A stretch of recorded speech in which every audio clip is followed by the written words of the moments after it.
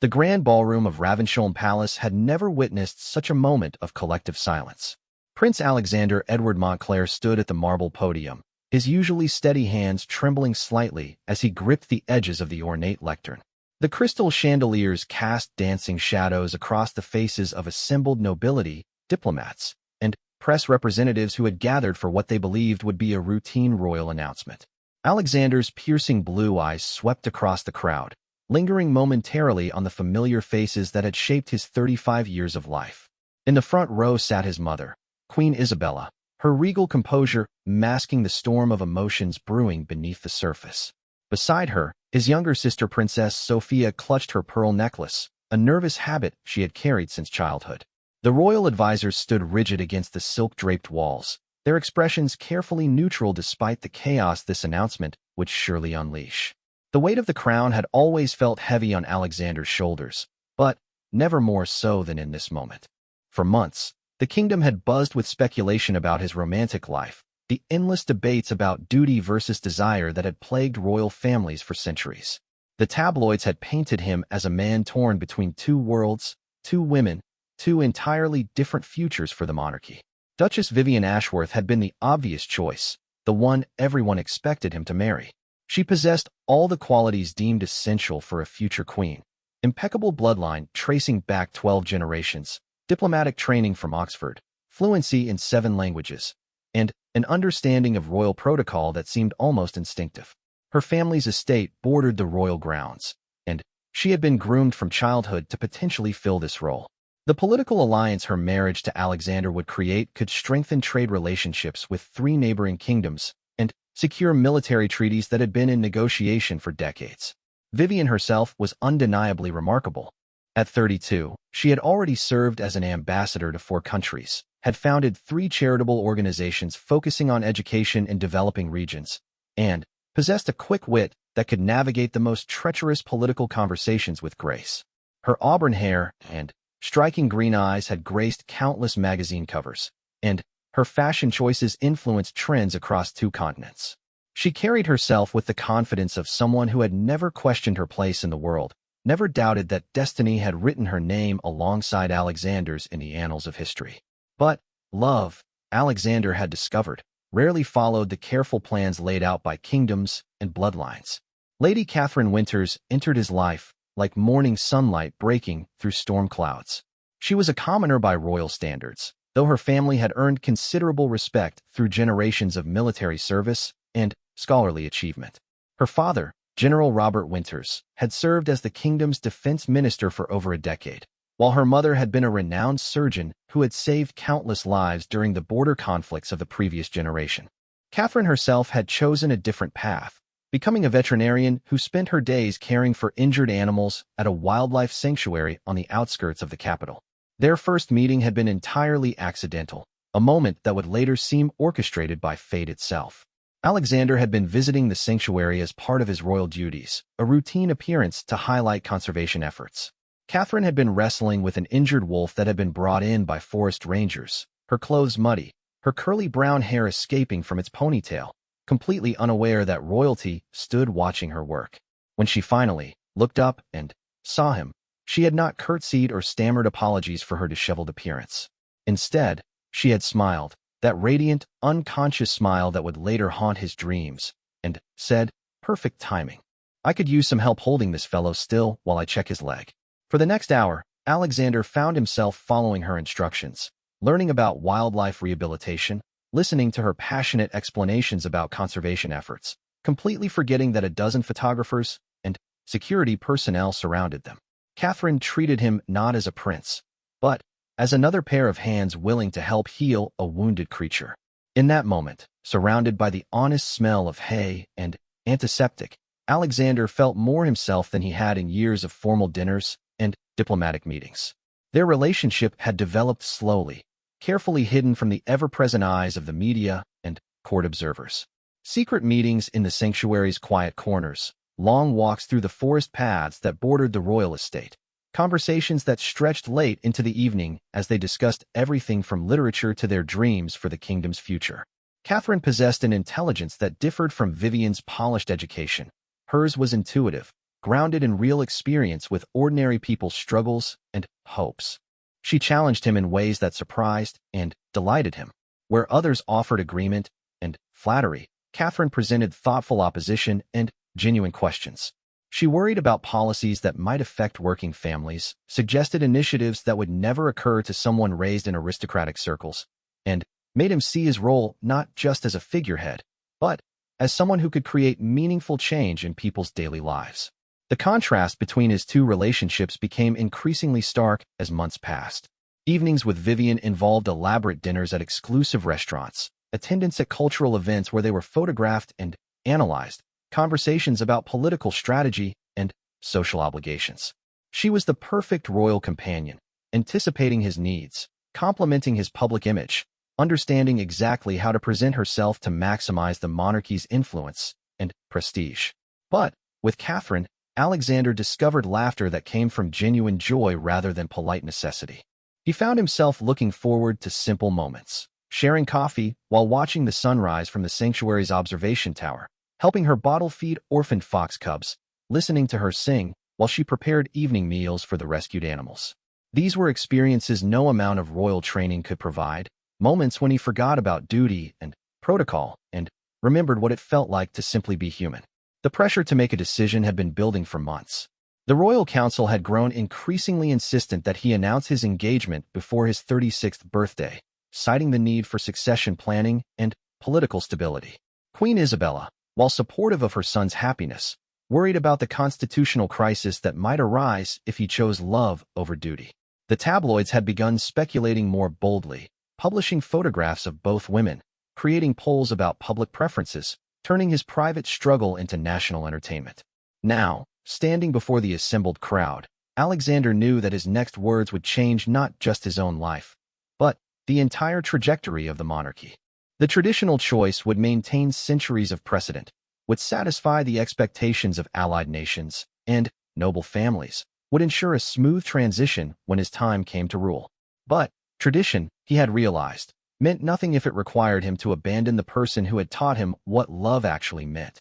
The silence stretched on, each second feeling like an eternity. Alexander could see Duchess Vivian in the third row, her composure perfect as always, though he detected a slight tension around her eyes that spoke of the uncertainty she must be feeling. Somewhere in the back of the room, he knew Catherine was watching, having reluctantly agreed to attend despite her preference for avoiding such public spectacles. Taking a deep breath, Alexander began to speak, his voice carrying clearly through the ornate chamber. "My fellow citizens, members of the royal court, distinguished guests, I stand before you today to announce a decision that has required considerable thought and reflection. The choice of a life partner for someone in my position involves not only personal considerations, but also the welfare of our kingdom and the continuation of traditions that have guided us for centuries." The crowd leaned forward collectively, sensing the gravity of the moment. In royal households across Europe, television screens flickered to life as news of the announcement spread. History was being written in real time, and everyone present understood they were witnessing a moment that would be discussed and analyzed for generations to come. Alexander's voice grew stronger, more certain, as he continued. "However, I have come to believe that the strength of our monarchy lies not in rigid adherence to convention, but in our ability to evolve with the times while maintaining our core values of service, compassion, and genuine connection with the people we serve." Queen Isabella's hands tightened imperceptibly in her lap. She knew her son well enough to recognize the tone that indicated his mind was made up, that no amount of counsel or persuasion would alter the course he had chosen. Pride and worry warred in her expression as she prepared to support whatever decision he announced. The aftermath of Alexander's announcement rippled through the kingdom like stones thrown into still water, each wave creating new disturbances that would reshape the royal landscape forever. In the 48 hours following his declaration that he would marry Lady Catherine Winters, the palace staff found themselves managing a crisis unlike anything they had encountered in decades of royal service. The international media descended upon the capital like a swarm, filling every hotel room within 50 miles, and setting up satellite trucks that lined the streets surrounding Ravensholm Palace. News anchors spoke in hushed, serious tones about constitutional implications and precedent-breaking decisions. Political analysts debated the wisdom of the prince's choice on morning talk shows, while royal historians offered commentary about similar situations throughout European monarchy history. But within the palace walls, a different kind of drama unfolded, one that revealed the true human cost of Alexander's decision. Duchess Vivian Ashworth had maintained her characteristic grace during the announcement, her public reaction a masterclass in aristocratic composure. She had applauded politely when Alexander finished speaking, had offered congratulations to both him and Catherine with apparent sincerity, and had departed the palace with her dignity intact. However, those closest to her witnessed a different reality in the days that followed. Lady Margaret Thornfield, Vivian's longtime friend and confidant, found her sitting alone in the conservatory of the Ashworth estate 3 days after the announcement. The space, usually filled with Vivian's prized orchids and the sound of classical music, felt hollow and abandoned. Vivian sat motionless in a velvet armchair, still wearing the same emerald dress she had chosen for what she had expected to be her engagement announcement. "I prepared for this possibility," Vivian said quietly, her voice lacking its usual confident timbre. "I understood that love might complicate matters, but I believed that duty would ultimately prevail. I believed that Alexander understood the responsibilities that come with his position." Margaret settled into the chair beside her friend, noting how Vivian's usually perfect posture had given way to something more vulnerable. Perhaps this is his way of fulfilling those responsibilities. Perhaps he believes that a monarchy connected to ordinary people will be stronger than one isolated by tradition. Vivian's laugh held no warmth. "Ordinary people. Yes, I suppose that's what this is about." Lady Catherine with her muddy boots and her rescued animals, representing everything I apparently am not. She turned to gaze out the conservatory windows at the formal gardens that stretched toward the horizon. "Do you know what the most difficult part is, Margaret? It's not the personal rejection, though that cuts deeply enough. It's the realization that everything I was taught to value, everything I shaped myself to become, has been deemed insufficient." The conversation revealed the profound isolation that Vivian now faced. For 32 years, her entire identity had been constructed around the expectation that she would one day become queen. Her education, her social connections, her career choices, even her personal interests had all been influenced by this anticipated future.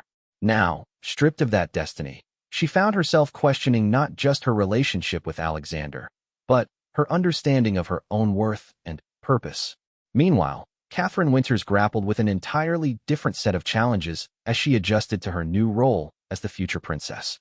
The wildlife sanctuary that had been her refuge and passion suddenly became a security nightmare, surrounded by barriers and guards who struggled to balance her safety with her need to continue her work. The animals, sensitive to the disruption in their environment, exhibited signs of stress that broke Catherine's heart even as she tried to maintain some semblance of normalcy.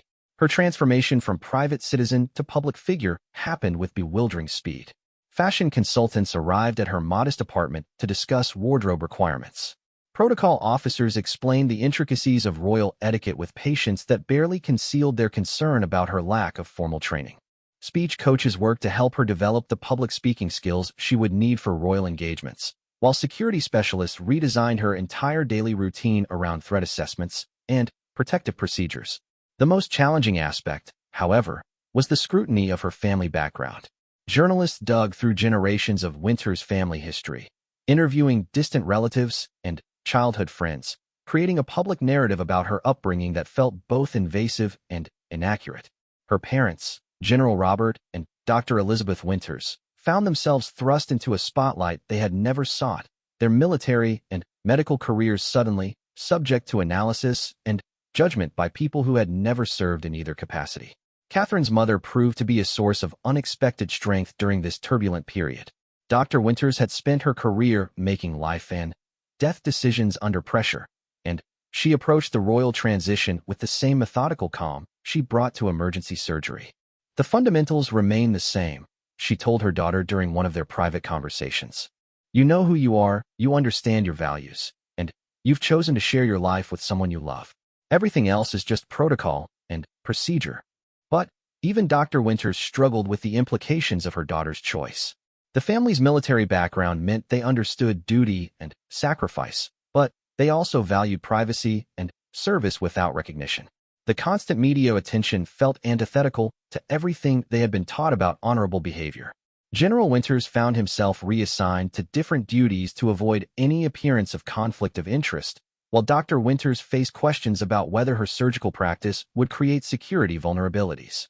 Queen Isabella navigated this period with the skill of someone who had spent decades managing royal crises, but privately she wrestled with concerns about the monarchy's future. Her relationship with Catherine was cordial but cautious, marked by mutual respect but also by the unspoken knowledge that Catherine represented a fundamental shift in royal tradition. The Queen arranged private dinners where she could assess Catherine's character and capabilities away from the formal protocols that governed most palace interactions. During these meetings, Isabella discovered qualities in Catherine that surprised her. The young woman possessed an intuitive understanding of leadership that had nothing to do with formal education. She listened carefully to concerns about royal duties, asked thoughtful questions about the monarchy's role in modern society, and demonstrated a genuine commitment to using her position for positive change. Most importantly, she clearly loved Alexander not for his title or status, but for the man he was when stripped of royal pretense. However, Isabella also recognized the enormous challenges Catherine would face. The role of royal consort required skills that couldn't be learned quickly: the ability to navigate complex political situations without causing offense, the stamina to fulfill hundreds of public engagements annually, the diplomatic finesse to represent the kingdom's interests in international settings. Catherine's goodwill and intelligence were valuable assets, but they might not be sufficient for the demands she would face. The royal council found itself divided in ways that threatened the stability of the institution. Lord Chancellor Harrison, a traditionalist who had served 3 monarchs, argued strenuously that the marriage represented a dangerous precedent that could undermine the monarchy's authority. His faction worried about the reaction of allied royal families, the potential for political exploitation by Republican movements, and the practical difficulties of integrating someone with no royal training into the succession. Conversely, younger council members saw Alexander's choice as an opportunity to modernize the monarchy and strengthen its connection with ordinary citizens.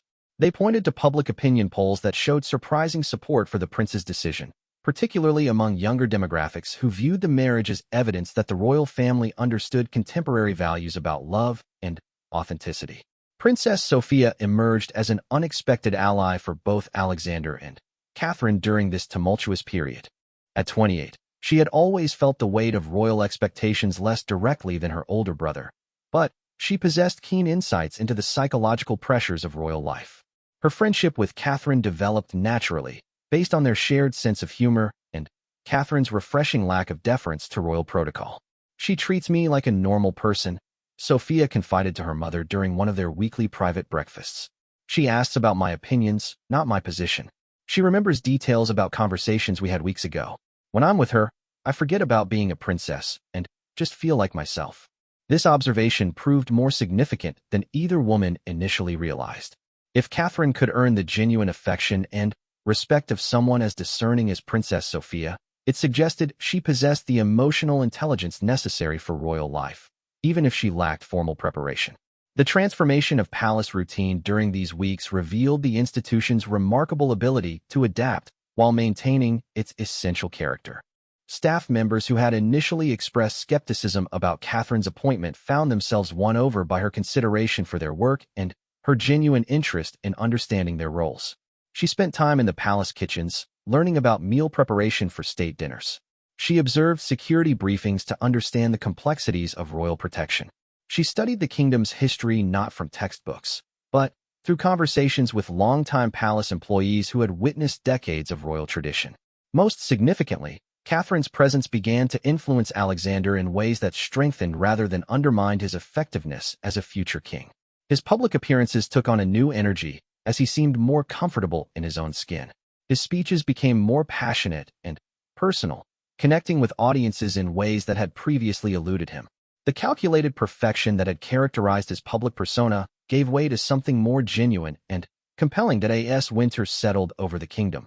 The royal household found itself navigating uncharted territory. The engagement between Prince Alexander and Lady Catherine had been officially announced, but the wedding planning revealed fault lines that threatened to fracture centuries of carefully maintained protocol. Every decision, from the guest list to the choice of ceremonial music, became a battleground between tradition and the new direction Alexander had chosen for the monarchy. Catherine threw herself into wedding preparations with the same methodical dedication she had once applied to animal rehabilitation. However, she quickly discovered that royal weddings involved complexities that made veterinary surgery seem simple by comparison. The ceremony would be attended by heads of state from 47 countries, broadcast to an estimated global audience of 1 billion people, and scrutinized by protocol experts who could find constitutional significance in the choice of flower arrangements. Lady Eleanor Pemberton, the palace's chief event coordinator, had overseen royal celebrations for 3 decades, but she confided to her assistant that this wedding presented unique challenges. "We're essentially creating a new template," she explained while reviewing seating charts for the 5th time. Previous royal weddings followed established patterns that had been refined over generations. With Lady Catherine's background, "We're writing new rules while trying to honor old traditions." The guest list became a diplomatic minefield. Catherine's desire to include her friends from the wildlife sanctuary clashed with security requirements and space limitations. Her former university roommates, veterinary colleagues, and the volunteers who had worked alongside her for years represented a social stratum that had never before been integrated into a royal wedding.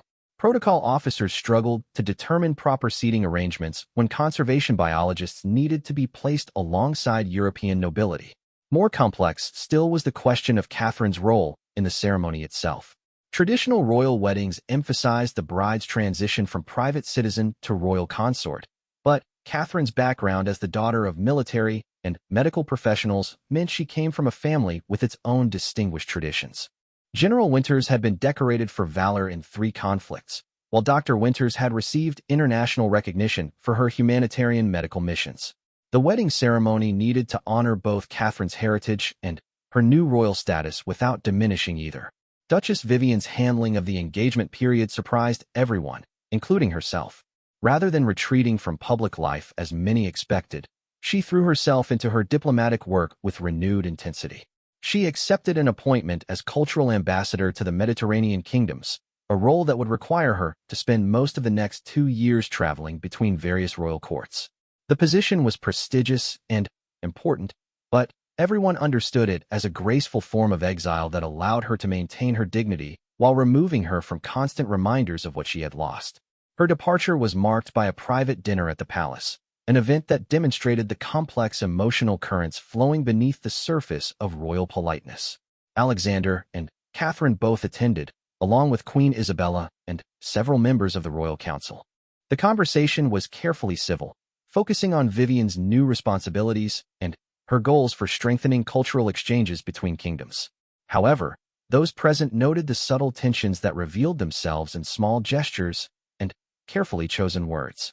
When Vivian complimented Catherine's engagement ring, a simple sapphire that had belonged to Alexander's grandmother, her tone carried just enough warmth to seem genuine while remaining cool enough to remind everyone of her own superior claim to such heirlooms. When Alexander wished her success in her new role, his words were kind but formal, lacking the easy familiarity that had characterized their previous relationship. Catherine, for her part, navigated the evening with grace that impressed even her critics. She asked thoughtful questions about Vivian's diplomatic work, listened attentively to advice about representing the kingdom abroad, and managed to be both respectful and confident without seeming either intimidated or triumphant. By the evening's end, even Vivian seemed to acknowledge that Alexander's choice, while personally devastating for her, had not been made carelessly or without consideration for its implications.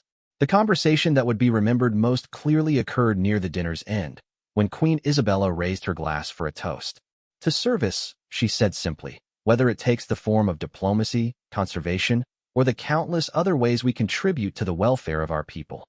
The toast encompassed all 3 women present, acknowledging their different forms of dedication to the kingdom while avoiding any direct reference to the romantic competition that had shaped recent months.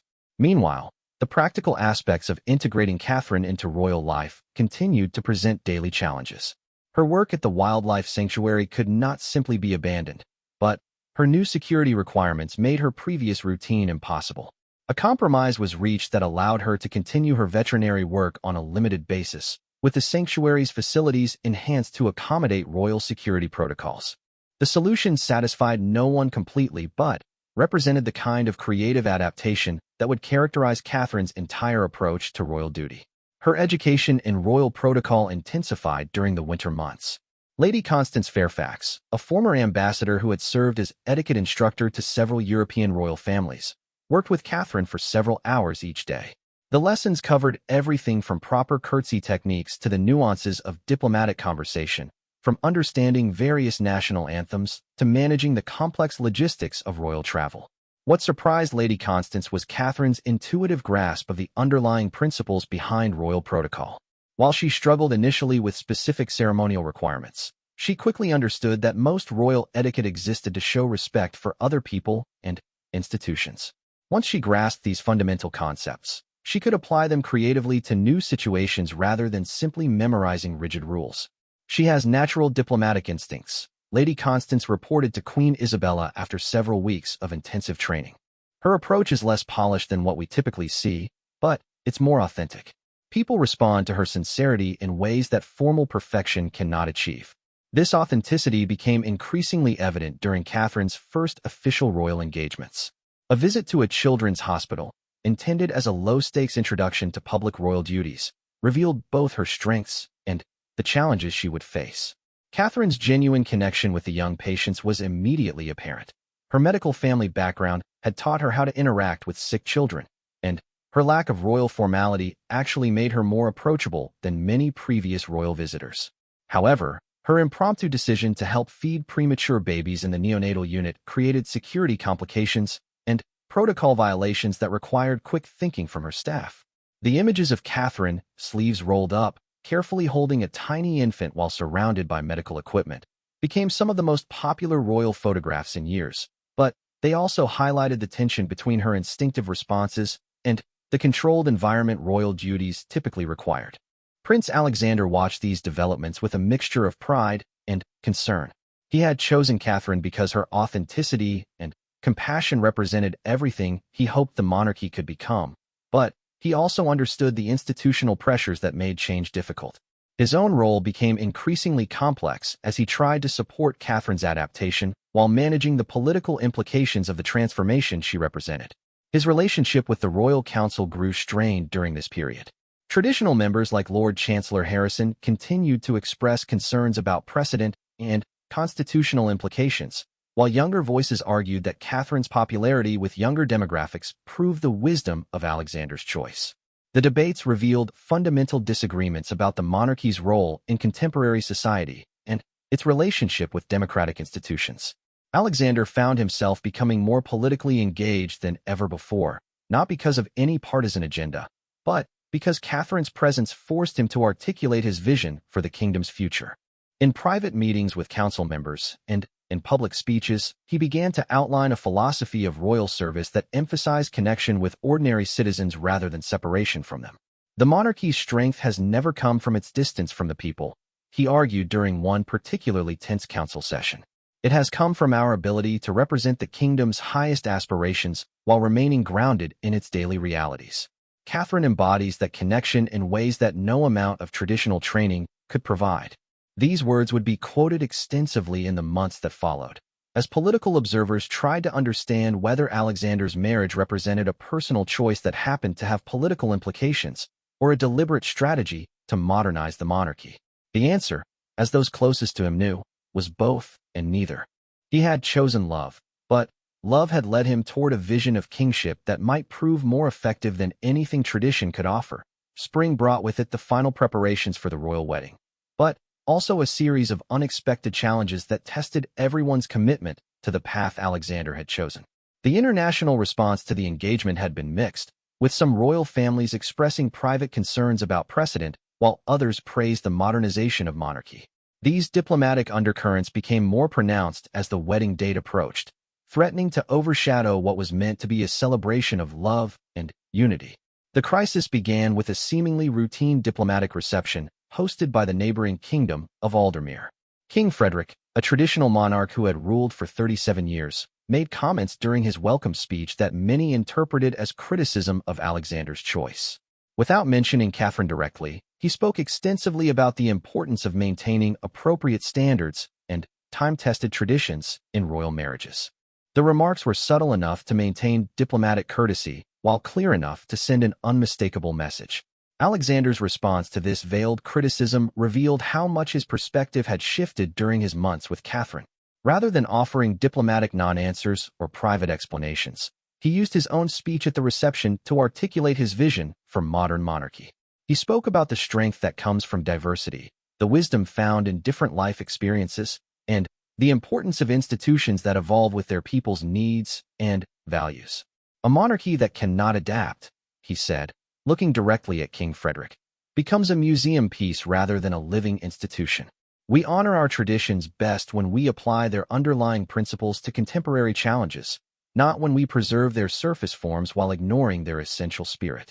The exchange was captured by diplomatic correspondents and analyzed extensively in international media. Some praised Alexander's courage in defending his choices, while others worried about the strain his words might place on important alliances. Queen Isabella found herself managing diplomatic fallout, while privately admitting to her closest advisors that she was proud of her son's principled stand. Catherine, meanwhile, was dealing with more personal attacks that seemed designed to undermine her confidence as the wedding approached. A series of magazine articles appeared that questioned her preparedness for royal duties, highlighted her family's humble origins, and suggested that her relationship with Alexander was motivated by social ambition rather than genuine love. The articles were carefully crafted to avoid legal liability while maximum damage to her reputation. The most hurtful piece appeared in an influential society magazine that had traditionally been supportive of the royal family. It featured an anonymous interview with someone claiming to be a former colleague who described Catherine as always wanting more than her station in life provided, and suggested that she had deliberately pursued the prince for his title rather than his character. The accusations were impossible to prove or disprove, but they struck at Catherine's deepest insecurities about whether she truly belonged in Alexander's world. Her response to these attacks surprised even her closest supporters. Rather than retreating or issuing defensive statements, Catherine chose to increase her public engagements and demonstrate through her actions the sincerity of her commitment to royal service.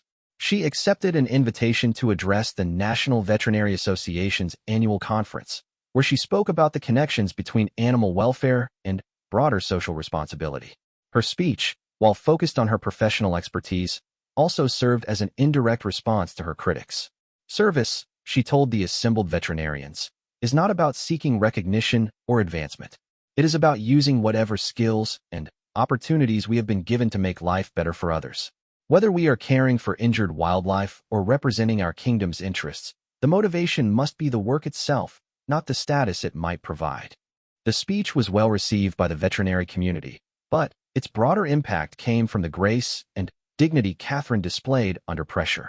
Political commentators noted that many traditional royals, despite their extensive training, had struggled more obviously when faced with similar criticism. Catherine's ability to remain focused on substantive issues rather than personal defensiveness suggested a strength of character that formal education could not provide. Princess Sophia became Catherine's most effective advocate during this difficult period. In a series of carefully arranged public appearances, she demonstrated the genuine friendship that had developed between them. Their interactions were natural and unforced, showing a side of royal life that the public rarely saw. When they visited a youth center together, their easy conversation and shared laughter provided compelling evidence that Catherine had been accepted by the royal family not from duty but from genuine affection. The most significant moment came during a charity gala where Sophia was scheduled to present awards to outstanding young citizens. When technical difficulties interrupted the ceremony, Catherine spontaneously joined Sophia on stage to help manage the situation.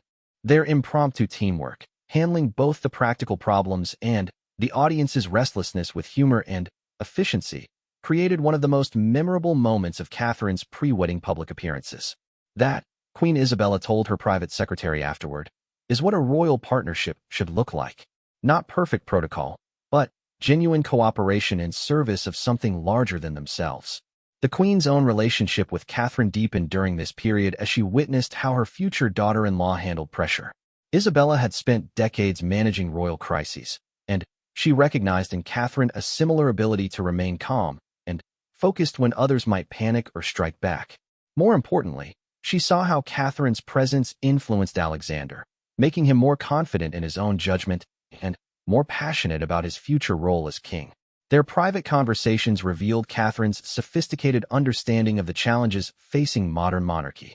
She asked thoughtful questions about balancing tradition with relevance, about maintaining dignity while remaining accessible, about using royal influence responsibly in an era of global communication and democratic values.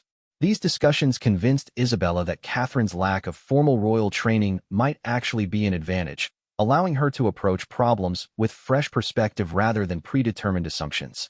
The wedding preparations themselves became a showcase for the kind of monarchy Alexander and Catherine hoped to create. While maintaining the ceremony's traditional dignity and constitutional significance, they incorporated elements that reflected contemporary values and Catherine's background. The music included both classical pieces that had been performed at royal weddings for centuries and newer compositions that celebrated the kingdom's cultural diversity. The guest list represented a careful balance between diplomatic necessity and personal meaning. Alongside the heads of state and royal relatives who traditionally attended such events, Catherine insisted on including the wildlife sanctuary volunteers who had been her colleagues, her university friends who had supported her through veterinary school, and military families her father had served with throughout his career. The mix created some protocol challenges, but also sent a clear message about the kind of monarchy they intended to represent.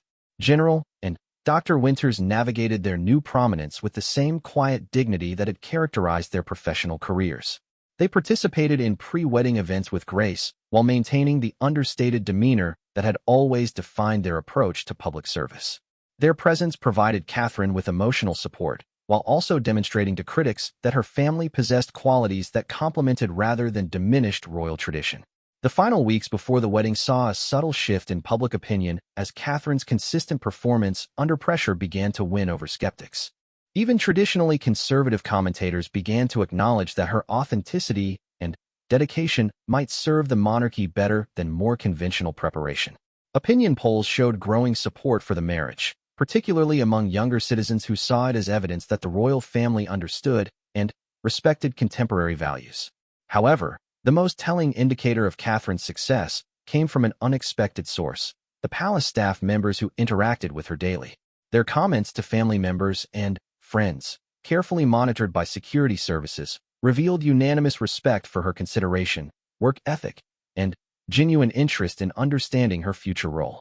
In an institution where staff loyalty was traditionally earned over years or decades, Catherine had achieved acceptance in months through simple kindness and authentic engagement with everyone she met.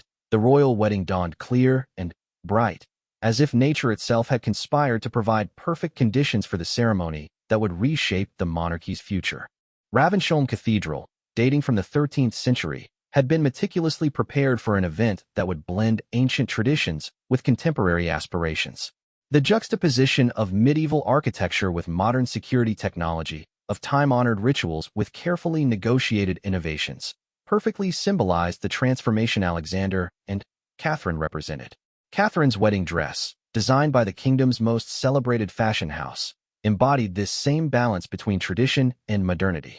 The gown featured classic silhouettes that recalled the great royal weddings of previous generations, but incorporated sustainable materials and contemporary craftsmanship techniques that reflected Catherine's values and the couple's commitment to environmental responsibility. The fabric had been woven from silk produced by ethical suppliers, while the intricate beadwork was completed by artisans from various regions of the kingdom, creating employment opportunities in communities that had rarely benefited from royal patronage. The most significant design element was Catherine's choice to incorporate into her bouquet flowers from the wildlife sanctuary where she and Alexander had met. The arrangement included both cultivated roses that satisfied traditional expectations and wildflowers that represented her connection to the natural world she had spent years protecting. This small detail spoke volumes about her intention to honor royal convention while maintaining her authentic identity. As guests filled the cathedral, the careful orchestration of the ceremony became apparent. European royalty occupied the front sections, their presence ensuring the wedding's international legitimacy, while their sometimes reserved expressions revealed ongoing uncertainty about the precedent being set. Behind them sat diplomats, government officials, and representatives of various national institutions, their attendance demonstrating the constitutional significance of the union. But The sections that drew the most attention from media observers were those filled with Catherine's personal guests.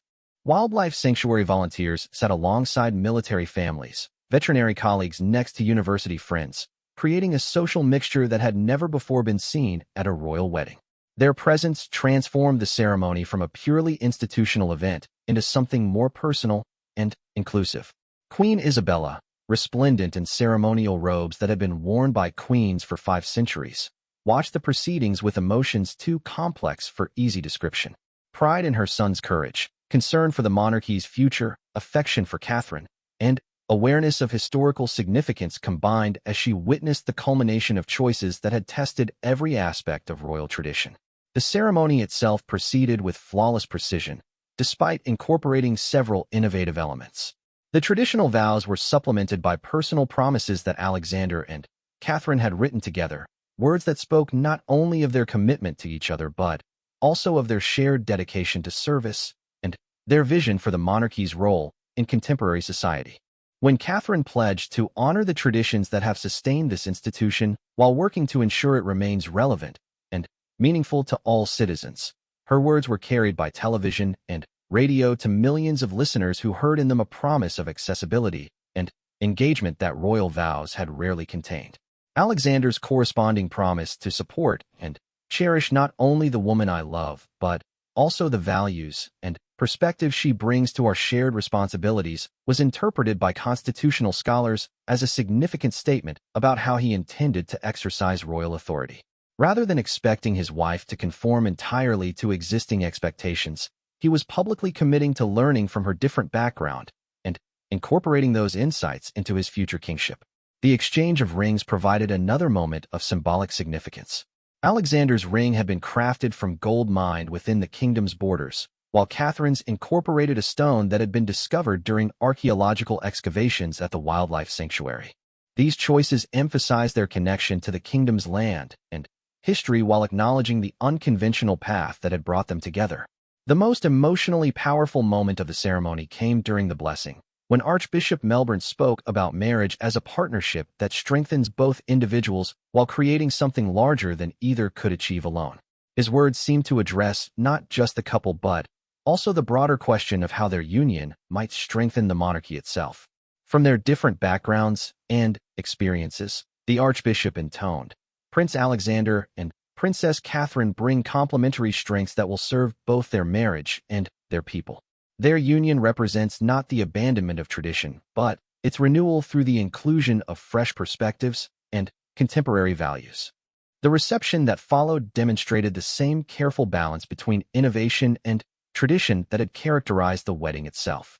The grand ballroom of Ravensholm Palace had been decorated to showcase the kingdom's artistic heritage while incorporating elements that reflected Catherine's interests and values. Arrangements of local flowers created by community garden groups replaced the traditional imported orchids, while the musical program included both classical pieces performed by the Royal Orchestra and contemporary works by emerging artists from various cultural communities. The guest interactions revealed how successfully the event had navigated potential social tensions. European royalty found themselves engaged in surprisingly substantive conversations with wildlife biologists about conservation initiatives. Military officers shared experiences with diplomats who had worked in conflict regions. Veterinary colleagues learned about international development projects from cultural ambassadors. The social mixing that protocol officers had worried about proved to create connections and understanding rather than awkwardness or conflict. Duchess Vivian, attending in her capacity as cultural ambassador, handled the emotionally difficult situation with remarkable grace. She participated fully in the celebration, offering genuine congratulations to both Alexander and Catherine while maintaining her own dignity and composure. Her behavior throughout the event demonstrated the sophisticated emotional intelligence that had always been her greatest strength, even as it reminded observers of what Alexander had chosen to give up. The most telling moments of the reception occurred away from the formal receiving lines and ceremonial presentations. Catherine's interactions with longtime palace staff revealed how thoroughly she had been accepted into the royal household's daily life. Her conversations with foreign dignitaries showed increasing comfort with diplomatic protocols, while her obvious joy in sharing the day with friends and family from her previous life demonstrated that royal duties had not required her to abandon her authentic self. Alexander, meanwhile, appeared more relaxed and confident than anyone could remember seeing him at formal royal events. His speeches struck a tone that was both appropriately ceremonial and genuinely personal, while his interactions with guests showed a king-in-waiting who had found his voice and was comfortable with his chosen path. The wedding cake cutting provided a moment of light humor that captured the couple's relationship perfectly. When Catherine accidentally dropped a small piece of cake, Alexander immediately knelt to help clean it up, ignoring protocol requirements that would have designated such tasks to staff members. Their shared laughter over the minor mishap, and his obvious lack of concern for his formal attire, created an image that would become iconic in royal photography. As evening approached and international guests began their departures, the true success of the day became apparent. Diplomatic tensions that had worried palace advisors proved groundless as foreign royalty expressed genuine admiration for the ceremony's dignity and the couple's obvious happiness. Media coverage, while extensive, focused more on the wedding's beauty and emotional authenticity than on controversy or constitutional concerns. The lasting impact of the wedding extended far beyond the single day's celebration. In the weeks that followed, polling data showed significant increases in public support for the monarchy, particularly among younger demographics who had previously expressed indifference or skepticism about royal institutions. The wedding had demonstrated that tradition could evolve without losing its essential character, that institutional dignity could coexist with personal authenticity. More significantly, the marriage seemed to unlock something in Alexander himself. His subsequent public appearances showed increased confidence and passion, while his speeches began to articulate a vision for the kingdom's future that was both inspiring and practically grounded. Catherine's influence was apparent not in any dramatic changes to his personality, but in his obvious comfort with being completely himself while fulfilling royal duties. The quiet aftermath that followed their wedding spoke louder than any dramatic gestures or public proclamations could have. Palace staff noted the genuine partnership that characterized their daily interactions, the way they consulted with each other about decisions both large and small, the mutual respect that informed their approach to royal responsibilities. Visiting dignitaries remarked on the natural ease of their collaboration during official functions, the way they complemented each other's strengths while supporting each other through challenging situations. Princess Catherine, as she was now known, settled into royal life with the same methodical dedication she had once applied to veterinary practice. Her learning curve remained steep, but her progress was steady and her commitment unquestioned. Most importantly, she maintained the authenticity and compassion that had first attracted Alexander, proving that royal duties could enhance rather than diminish her essential character. The transformation was complete not in any dramatic moment, but in the accumulated evidence of countless small choices and daily interactions. Alexander had chosen love over convention, authenticity over expectation, and the quiet aftermath proved that his decision had strengthened rather than weakened the institution he would one day lead. Their marriage became not just a personal success, but a template for how ancient institutions could adapt to contemporary challenges without losing their essential purpose or dignity. In choosing Catherine, Alexander had not just found a wife.